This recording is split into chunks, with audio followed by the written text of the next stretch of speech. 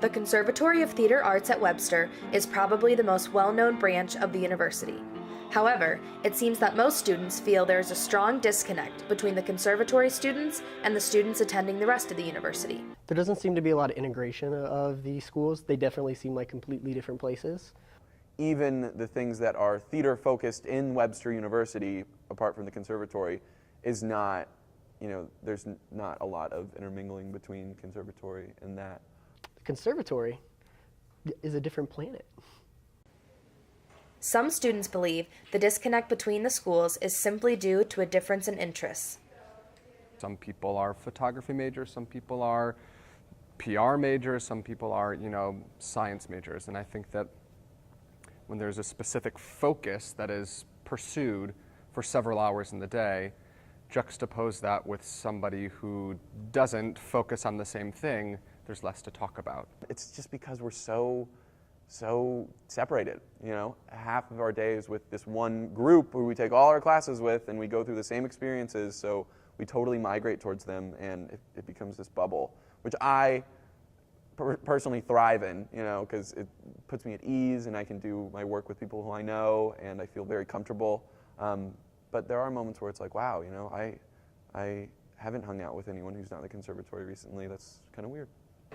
While others believe it may have something to do with the way the conservatory students look to the other students.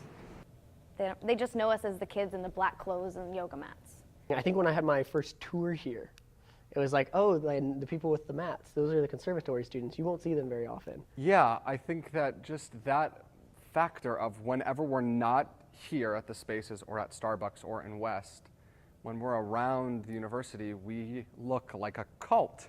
Or someone could assume that we are cult-ish because we all have a yoga mat, we're all wearing all blacks, and that's intimidating. That looks like a group of people that all clearly are part of something that I'm not.